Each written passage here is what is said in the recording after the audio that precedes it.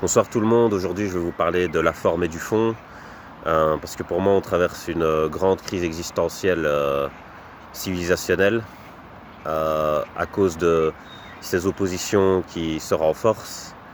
Euh, Ce sont deux visions du monde qui s'opposent, donc c'est vraiment à échelle mondiale, c'est pas à échelle de 2-3 individus. Et même si ces phénomènes peuvent se passer aussi à échelle individuelle, parce que ça ne dépend pas de l'époque à laquelle on est, en fait, ça a un rapport à notre condition d'existence. Le fond et la forme sont partout dans nos conditions d'existence.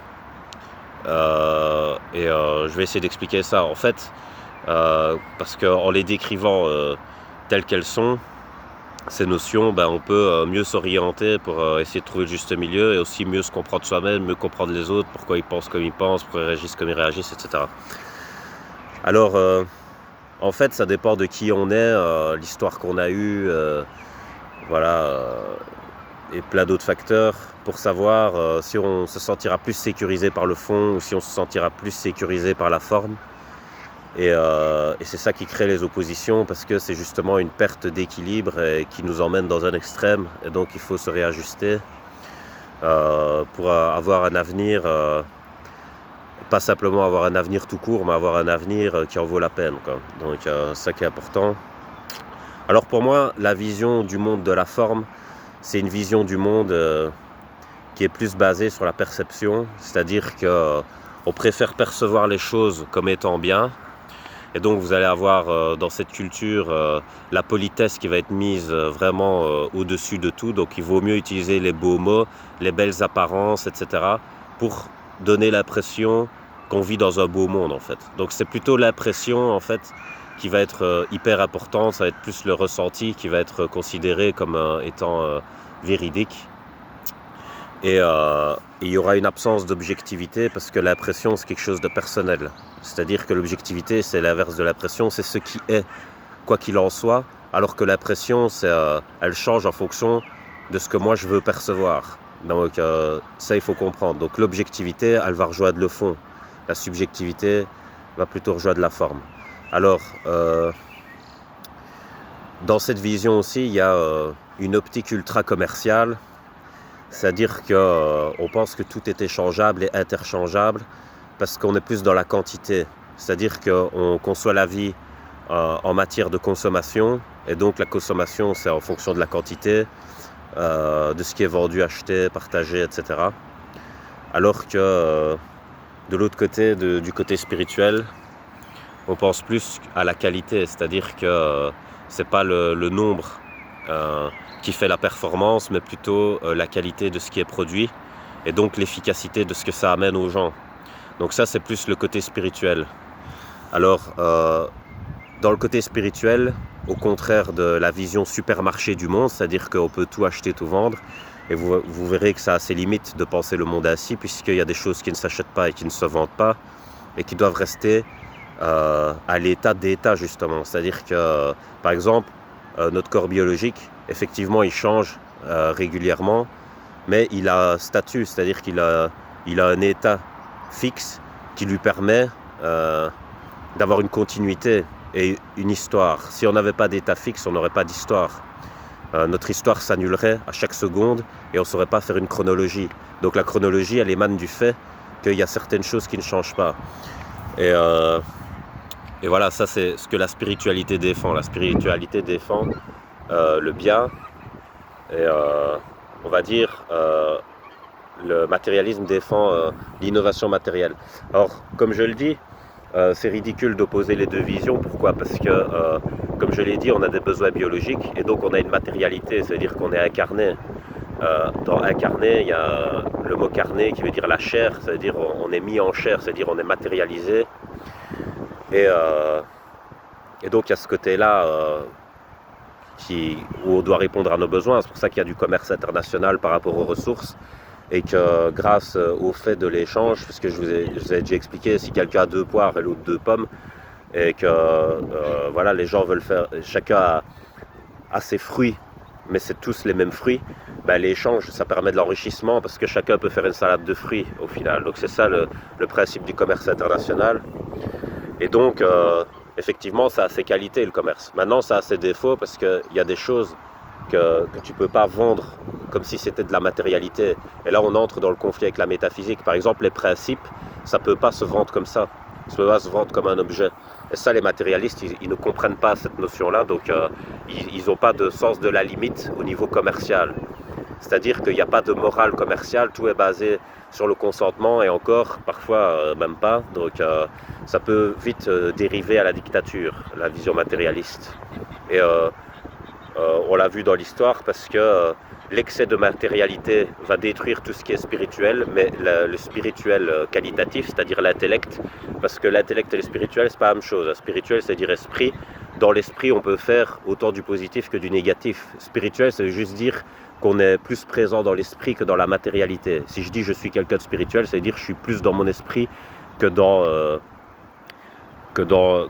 l'extérieur où je fais du commerce matériel. Voilà, c'est plus ça que ça veut dire. Ça ne veut pas dire qu'on est dans l'intellect. L'intellect, c'est de l'efficacité. Donc ça veut dire que c'est du spirituel qualitatif, l'intellect.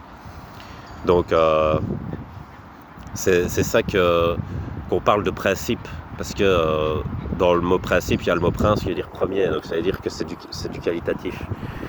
Alors, le souci, c'est que, voilà, comme je dis, on ne peut pas détruire tout l'état d'être de l'humain parce qu'on le caricature. C'est-à-dire qu'on ne comprend pas toute la portée de l'intelligence humaine. Et c'est d'ailleurs pour ça que actuellement, on vénère un peu trop l'intelligence artificielle comme si c'était un genre de nouveau veau d'or, alors que à l'intérieur de nous, il y a des richesses encore insoupçonnées et qui sont caricaturées par ceux qui n'essayent pas de les découvrir et qui pensent avoir raison d'office et connaître tout, alors qu'on n'en est pas. Niveau connaissance de l'intériorité humaine, on est moins loin que dans la connaissance extérieure, c'est-à-dire on a plus voyagé dans la conquête extérieure. C'est pour ça qu'on a l'internationalisme que dans la conquête de l'intérieur de l'humain. C'est pour ça qu'il y a une genre d'accélération vers la consommation et qu'il y a un retrait des principes et donc que les relations humaines se dégradent. Donc voilà. Et le gros problème, comme je dis, de l'ultramatérialisme, c'est qu'il va faire naître une spiritualité de bas étage et qui va créer des graves conflits interpersonnels et qui peuvent mener à des drames. Parce qu'une spiritualité haute, elle permet de structurer les interactions d'une manière qualitative qui empêche d'arriver au conflit, puisqu'il y a une forme d'anticipation et aussi de capacité de réparation quand il y a eu des soucis. Donc, et ces capacités-là s'estompent, en fait. Donc voilà, en fait, comme je dis, dans la forme, on va plus privilégier la politesse, par exemple. Ça va être mis très haut en valeur, parce qu'on va être dans les belles apparences, donc les beaux mots, les beaux vêtements, voilà, et c'est pour se donner l'impression qu'on vit dans un beau monde. Et en fait, tout va être basé sur l'impression et le ressenti. Le problème, c'est que l'impression, c'est quelque chose de personnel. C'est pas quelque chose d'objectif. Et c'est en faisant la confusion qu'on entre dans la perversion, parce que un ressenti, une impression, elle peut changer en fonction de notre propre volonté. Notre volonté, elle peut être hackée par des éléments extérieurs et donc être défaillante, déviante et tout ce qu'on veut. Donc la volonté ne peut pas être un absolu. Et le ressenti non plus à cause de ce phénomène de hacking. Et donc il faut savoir se recentrer grâce à l'objectivité, c'est-à-dire l'objectivité, elle dit ce qui est, quoi qu'il en soit, voilà. Donc ça c'est important. Et justement de l'autre côté, quand on est trop dans l'objectivité, on oublie les éléments de perception qu'on peut capter grâce à l'intuition et au ressenti justement. Et donc, comme j'ai dit, la vision de la forme, c'est perceptif. Et c'est ça que j'expliquais avec la magie. La magie, c'est ça. La magie, on pourrait la définir en une seule phrase, c'est une modification de la perception. Alors, on peut faire des très légères modifications qui n'ont pas de grands impacts, comme on peut faire des modifications macroscopiques et géantes qui ont de très grands impacts. Donc, ça ne définit pas la puissance de la magie, ça définit la nature de la magie, la définition que j'en ai donnée. Donc voilà. Alors, ce que je voudrais dire pour terminer, parce que je pense que là j'ai assez bien résumé, parce que d'un côté on a la perception et puis de l'autre côté on a l'état, c'est-à-dire l'être, donc ce qui est quoi qu'on en perçoive. Et en fait il faut trouver le juste milieu. Il faut savoir qu'il y a des choses qui changent, des choses qui ne peuvent pas changer. Donc il y a des conditions dans l'existence qui sont... j'aime pas le mot éternel parce que l'éternité c'est assez long quand même, hein, c'est assez prétentieux je trouve de parler d'éternité. Et souvent quand on met l'infini en mathématiques, c'est qu'on comprend pas ce qu'on fait. Parce que c'est facile de simplifier une équation en tapant l'infini dedans, comme ça t'es tranquille. Mais en fait, non, la précision c'est le contraire de ça. Donc avoir compris quelque chose, l'avoir cerné, c'est justement être sorti de la notion d'infini et d'incompréhension. Et donc justement, je dirais pas que il y a des lois qui sont éternelles, mais je dirais que voilà, il y a des conditions dans l'existence qui peuvent complètement être en dehors de la temporalité humaine, en tout cas ça c'est sûr. Donc faut bien les prendre en compte. Et puis après il y a l'aspect quotidien dans l'instant présent qui dépend de notre volonté, de notre libre arbitre. Donc c'est important de savoir que il y a la part individuelle et puis la part collective.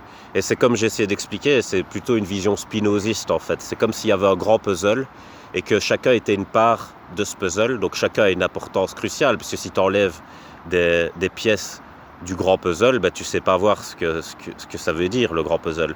Par contre, si tu mets toutes les pièces dans le bon ordre et au bon endroit, c'est très important. Ça rejoint la phrase d'Einstein qui disait ne jugez pas un poisson à sa capacité à grimper un arbre, sinon il passera toute sa vie à croire qu'il est stupide. Et c'est un peu ça, c'est un peu de trouver le juste milieu en ce qui est génétique et puis ce qui peut être changé, comme Marc Aurèle le dit aussi.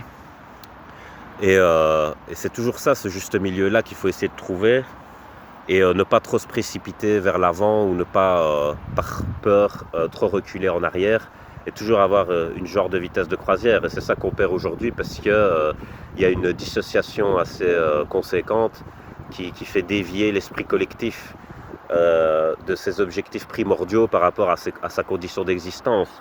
Et on appelle ça en psychologie l'aliénation. Et d'ailleurs, je vous avais parlé de la série L'Aliéniste qui parle très très bien de psychologie. Et voilà, donc on est là-dedans. Il y a une très forte opposition entre le fond et la forme.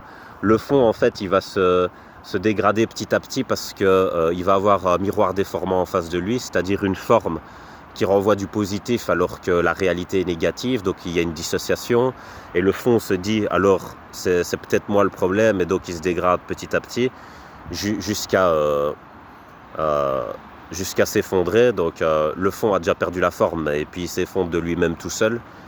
Et puis vous avez la forme qui, dans son déni, va faire comme si elle n'avait pas besoin du fond, mais le fond c'est la capacité à percevoir le réel, et donc on s'éloigne de plus en plus de la perception réaliste, et il y a un effondrement par un déni absolu de se faire croire jusqu'à la dernière minute que tout est beau et enchanté, alors que c'est vraiment la grosse catastrophe, quoi. Donc vous voyez, dans les deux cas il y a un très gros souci. Donc je pense qu'il faut réconcilier ces deux visions, et je pense que c'est international. Ça se passe vraiment, il y a deux visions du monde qui s'opposent comme ça. C'est-à-dire que dans le commerce, il y a une absence de moralité puisque tout doit aller très vite et interchangeable. Et puis de l'autre côté, il y a une très forte notion de moralité, mais qui vient même carrément d'éteindre sur le fait de commercer.